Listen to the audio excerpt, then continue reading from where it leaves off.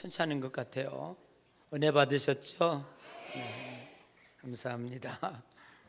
새 가족을 소개합니다. 송정혜 성도님이시네요. 우리 지숙희 김민형 집사님 인도하셨네요. 어디 계신가요? 네, 우리 힘찬 박수로 환영하겠습니다. 잘 오셨습니다. 앉으시기 바랍니다. 감사합니다. 저도 여러분들을 너무너무 보고 싶었습니다. 제가 보내드린 영상 잘 보셨죠? 아침에 부랴부랴 그것 때문에 5분 늦어가지고 아주 눈총을 많이 받았습니다. 마침 호텔 앞에 교회가 있어서 그 교회 앞에서 촬영을 했는데 뭐 잘 됐는가 모르겠습니다. 짧은 시간에 부랴부랴 이렇게 안 해도 된다고 하니까 또 사모님이 극구해야 된다고 해서 제가 방송 울렁증이 있어가지고 잘 못하는데 여러분 함께 만나고 싶어서 영상을 보내드렸습니다. 하나님의 큰 은혜라 생각을 합니다. 지난 2주간 동안 중학년에 우리 감리사 부부 연수 동유럽 잘 다녀왔습니다. 조금 멀기는 하지만 독일의 프랑크푸르트를 거쳐서 이제 동유럽으로 가는 길을 선택을 했습니다. 근데 이번에 그 유럽을 가면서 특별히 독일 이야기를 듣게 됐습니다. 목사의 딸로서 삼선의 총리를 잘 수행하고 독일을 유럽을 넘어서 세계의 강대국으로 우뚝 선 가장 경제력이 튼튼한 국가로 만들어 놓은 메르켈 총리라고 하는 그 사람의 이야기를 듣게 되었습니다. 사선에 나가도 능히 당선될 만한데 이번에 안 나가겠다고 내려놓았다고 합니다. 이유는 난민을 받아들여서 국민 살림이 많이 어려워졌다고 아우성을 쳐서 그렇게 높은 지지율이 30%대로 떨어졌다고 합니다. 정치의 목적은 국민의 평강과 그리고 살림살이를 잘 돌보는 것이라고 생각을 합니다. 아무리 숭고한 목적이라고 할지라도 국민의 아픔을 천둥 소리처럼 듣는 권력자가 있다면 그 국민은 참 행복한 국민이 아닐까 하는 생각을 하게 됩니다. 그러면서 우리 대한민국을 돌아보는 기회가 되었고, 하나님 우리 대한민국도 작은 국민의 소리도 하늘의 천둥 소리처럼 듣는 국가 지도자가 나오게 해 주십시오. 그렇게 기도하면서 출발을 했습니다. 권력의 언저리에 가보지도 못한 저희들이야 그 권력의 힘이 얼마나 큰지, 그 자리에 한번 올라가면 얼마나 내려오기 힘든 것인지를 잘 모릅니다. 그러나 한번 올라간 권력은 참 내려오기 어려운가 봅니다. 그러나 국민이 아니라고 할 때에 그 권력의 자리를 내려올 수 있다면 그 사람이야말로 참 훌륭한 지도자가 아닐까 하는 생각을 해봅니다. 우리는 잘 올라가려고 애쓸 것이 아니라 잘 내려오려고 애쓰는 그러한 사람을 우리는 더욱더 존경해야 되지 않을까 하는 생각을 갖게 됩니다.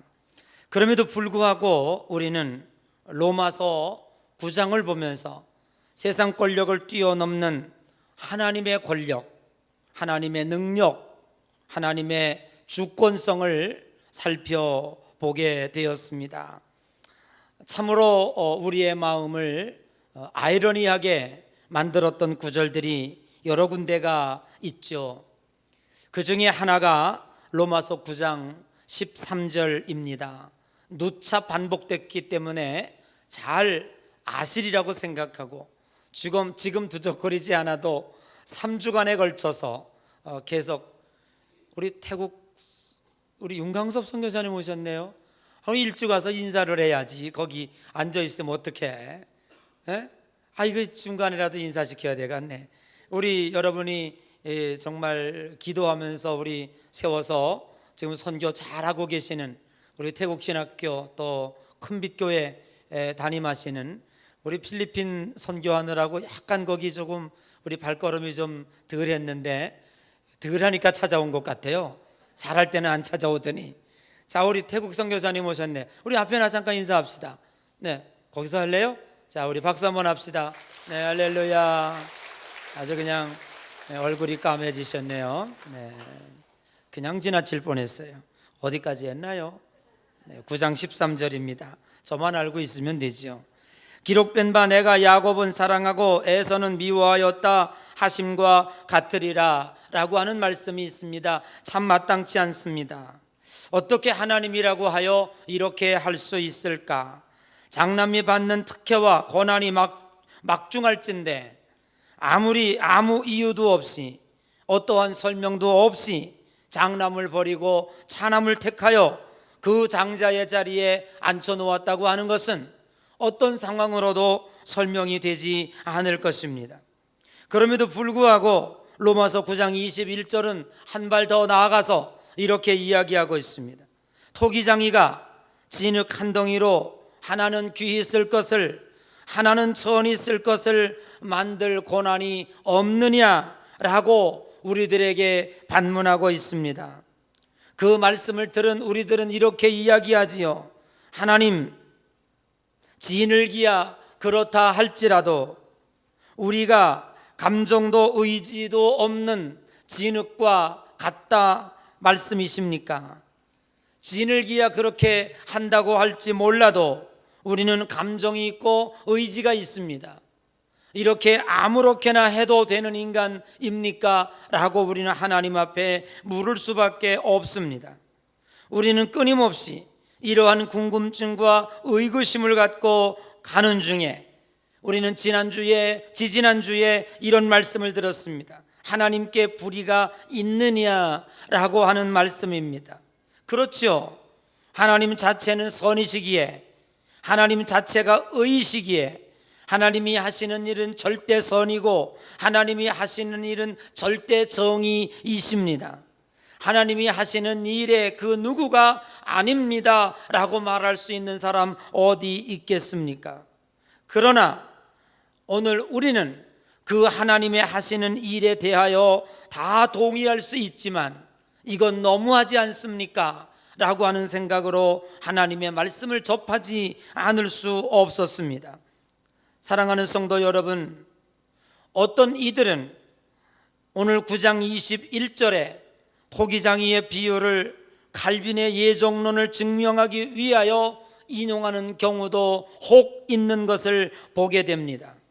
오늘 예정론주의자들은 귀히 쓸 것은 구원받기를 위하여 예정된 성도들이고 천히 쓸 것은 멸망받기로 예정되어져 있는 저 안 믿는 사람들이다라고 설명을 하기도 합니다.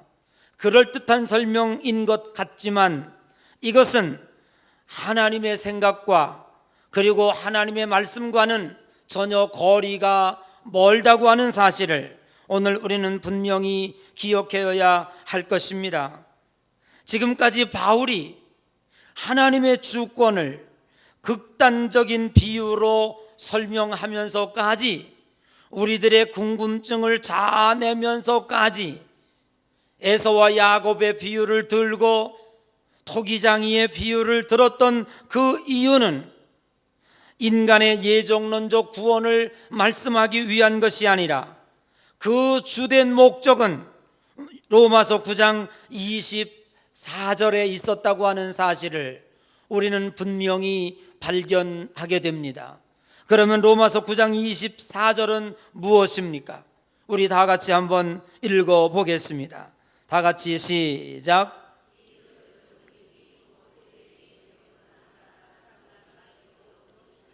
아멘. 이 그릇은 우리니 곧 유대인 중에서뿐만 아니라 이방인 중에서도 부르신 잔이다 라고 말씀하고 있습니다. 오늘 9장을 거듭해 가면 갈수록 바울은 이 말씀을 전하기 위하여 그토록 하나님의 주권을 강조하였다고 하는 사실입니다. 오늘 이 그릇을 이야기하면서 하나님은 우리들에게 어떤 것을 이야기하고 있습니까? 오늘 첫째로 22절에서 23절에 이런 말씀이 있습니다. 만일 하나님이 그의 진노를 보이시고 그의 능력을 알게 하시고자 하시며 멸하시기로 준비된 진노의 그릇을 오래 참으심으로 관용하셨다 라고 말씀하고 있습니다. 유대인의 잘못이 무엇입니까? 자칭 의인이라고 하며 하나님이 선택한 선민이라고 하며 이방인들을 무시하고 개 취급하고 살았습니다. 율법으로 구원받는다고 하지만 저들은 결코 율법을 지키지 않았습니다. 그래서 오늘 27절에 이스라엘 자손이 모래알 같을지라도 남은 자만 구원 받을 것이다. 그래서 29절에 남은 씨를 거두지 아니하였다면 소돔과 고모라와 같이 유대인들은 멸망하였으리라라고 말씀을 하고 있습니다. 죄의 액사은 사망입니다. 그러나 하나님의 주권으로 인내하시고 오래 참으심으로 관용하셨습니다. 하나님은 멸할 주권도 가지고 계시고 사하시며 축복할 주권도 가지고 계십니다. 그래서 하나님은 로마서에서 에서를 버리시고 야곱을 선택할 고난도 하나님에게 있습니다. 마치 토기장이가 흙을 가지고 흙덩이를 가지고 하나는 천이 쓰는 그릇을 만들고 하나는 귀히 쓰는 그릇을 만들 능력과 주권과 권능이 하나님에게 있습니다. 그런데 오늘 성경은 우리들에게 무엇을 이야기하고 있습니까? 오늘 유대인들에 대하여 이렇게 얘기하고 있습니다. 너희들이 선민이라고 하고 너희들이 하나님의 택한 백성이라고 하지만 이 세상의 빛된 사명을 감당하지 아니하고 오만과 자만에 빠져서 이방인들을 무시하고 살았다. 그리고 하나님의 율법을 받은 백성이라고 우쭐하고 살았지만 결코 율법을 지켜내지 못했다. 그럼 너희들은 어떻게 될 것인가? 멸망받아야 마땅하고 소돔과 고모라 성처럼 불유황으로 너희들은 멸함을 받아야 마땅했다라는 말입니다. 그런데 하나님은 어떻게 하셨습니까? 오직 이 그릇을 위하여 예비하셨고 관용하시고 인내하심으로 자비하심으로 저들을 남은 자를 택하셔서 오늘까지 보존하여 주신 줄로 믿습니다. 오늘 우리는 어떻습니까? 유대인들이 이렇게 악하였다면 오늘 우리는 이방인들입니다. 선택받지도 못한 사람들입니다. 하나님을 알지도 못한 사람들입니다. 정말로 벌받기로 말하면 유대인들보다 10번 더 받았어야 하고 죄악으로 말한다면 유대인들보다 수천만 배에 더 많은 죄를 지었습니다. 그럼에도 불구하고 하나님은 우리의 죄악을 죄악으로 갚지 아니하시고 법을 법대로 심판하지 아니하시고 한 사람 한 사람 구원해내시고 인내하시고 관용하시고 참아내셔서 오늘 그 그릇에 담게 하셨다고 하는 사실입니다. 그래서 오늘 23절에 이렇게 말씀하고 있습니다. 또한 영광받기로 예비하신 바 긍휼의 그릇에 대하여 그 영광의 풍성함을 알게 하셨을지라도 무슨 말을 하겠느냐. 곧 누구에게 대한 겁니까? 이방인들에 대하여 하고 있는 말입니다. 곧 이스라엘 백성이 아닌 이방인을 위하여 25절에서 26절에 호세아의 글에 이렇게 말씀하고 있습니다. 내 백성 아닌 자를 내 백성이라 사랑하지 아니한 자를 사랑한 자라 불렀다고 하나님은 우리들에게 말씀하고 있습니다. 사랑하는 성도 여러분, 하나님은 주권을 가지고 계십니다. 능력을 가지고 계십니다. 하나님의 멸하심에 대하여 어느 누구도 아니라고 말할 사람이 없습니다. 그러나 하나님은 한 번도 그 고난을 사용하지 아니하셨습니다. 그리고 관용하시고 인내하시며 그 그릇을 준비하셨는데 곧 우리를 위하여 준비하셨다고 하는 사실입니다. 이 그릇은 율법도 아니고 행위도 아니고 오직 믿음의 그릇을 준비하셨다고 하는 사실입니다. 사랑하는 성도 여러분, 혹시 여러분은 기억나십니까? 이스라엘 백성들이 모세가 시내산에 올라가 내려오지 않자 금송아지를 만들어 놓고 둥기둥기 춤을 추며 우상을 섬겼습니다. 하나님이 진노하셨습니다. 금송아지를 갈아서 백성들에게 먹이며 연병으로 많은 백성들이 죽어갔습니다.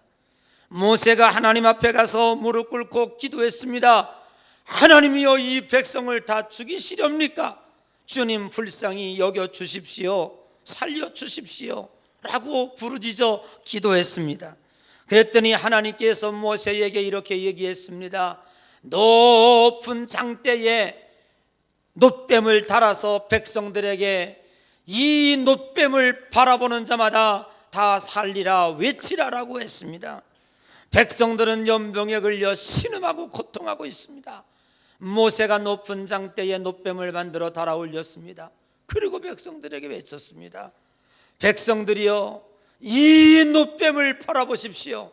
그러면 여러분들이 살 것이라고 하나님이 약속하셨습니다. 두 가지 현상이 나타났습니다. 그 놋뱀을 바라보면 무슨 소용이 있는가? 내가 지금 아파 죽겠는데 어떻게 그 놋뱀을 바라볼 힘이 있는가? 아이고, 소용없어 하고 죽어간 사람이 있습니다. 그러나 어떤 사람은 그래도 하나님의 말씀이려니 하고 놋뱀을 바라보는 순간에 모든 연병이 치유된 줄로 믿습니다. 사랑하는 성도 여러분, 바라보는 그들의 능력이 있는 것이 아니라 놋뱀을 바라보는 자에게 살 것이라고 하는 하나님의 약속의 능력이 있었음을 오늘 우리는 분명히 믿어야 할 줄로 믿습니다. 여기에 맥을 같이 하여 믿음의 그릇을 하나님은 우리를 위하여 준비하여 주셨습니다. 인내하고 관용하시고 참으셨습니다. 수천 번 수만 번 멸망당하여 마땅한 인류였지만 주님께서는 독생자 예수 그리스도를 이 땅에 보내주시고 우리를 위하여 십자가에 달리게 하셨습니다. 누구든지 예수 그리스도의 이름을 부르는 자는 구원을 얻으리라 약속해 주셨습니다. 이것이 바로 믿음의 그릇입니다. 유대인의 일부와 믿는 우리들을 위하여 예비하신 그릇이라고 성경은 말씀하고 있습니다. 부르는 행위의 능력이 있는 것이 아닙니다. 하나님의 주권의 능력이 있습니다. 부르는 행위가 경건해서가 아니라 하나님의 약속의 경건으로 능력을 이루어내신다고 하는 사실을 오늘 우리는 분명히 기억해야 할 줄로 믿습니다. 십자가의 의의 그릇에 이방인인 우리를 담기 위하여 하나님의 주권을 행사하신 것입니다.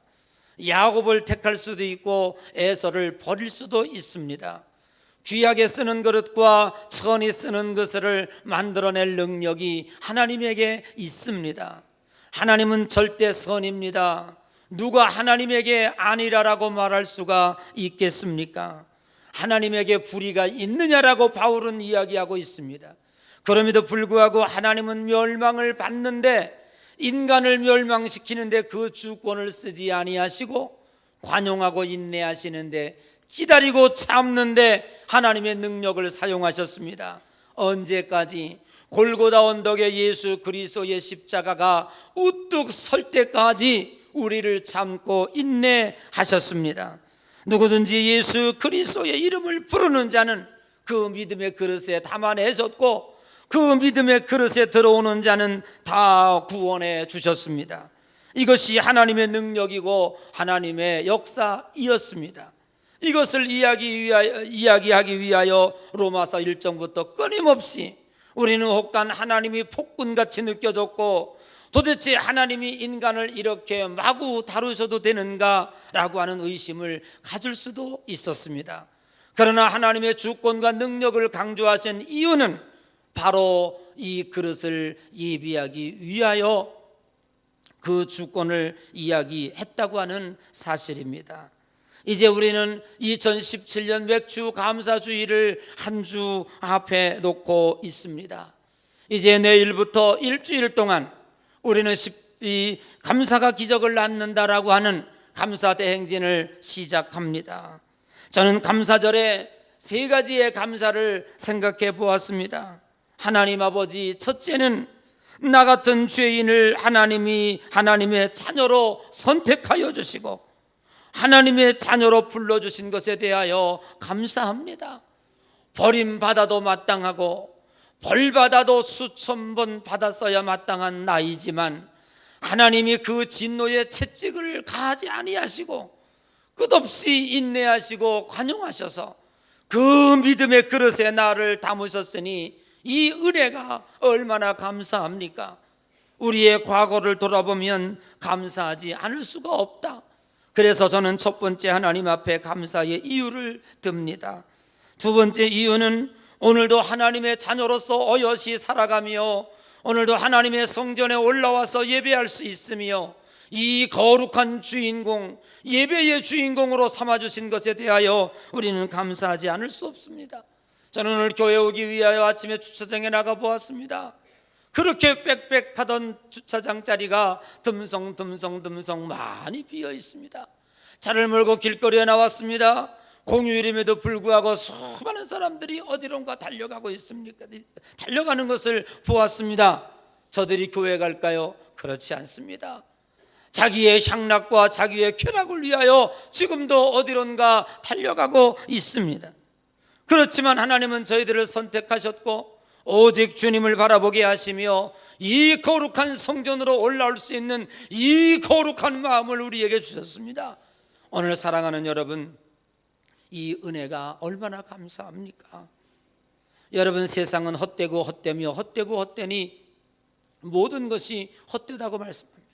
제가 비행기에서 내리니까 이제 그동안 보지 못했던 이 뉴스를 검색해 보다 보니까 전주에서 아주 유명한 연예인 배우가 한 분이 또 유명을 달리했다. 나이도 얼마 안 됐는데 할 일도 많은데 내일 연극 스케줄이 다 잡혀 있는데 그가 삶을 끝맺었다는 얘기예요. 그렇게 예쁘고 아름답고 앞이 창창한 배우가 왜 죽었을까 생각해 보았습니다. 여러분, 세상은 신기를 잡는 것과 같습니다. 결코 잡힐 것 같지만 잡히지 않고 잡은 듯하여 가보았더니 아무것도 없습니다. 이것이 인간의 삶입니다. 저는 그전에 애벌레라고 하는 하나의 한 동화집을 보았습니다.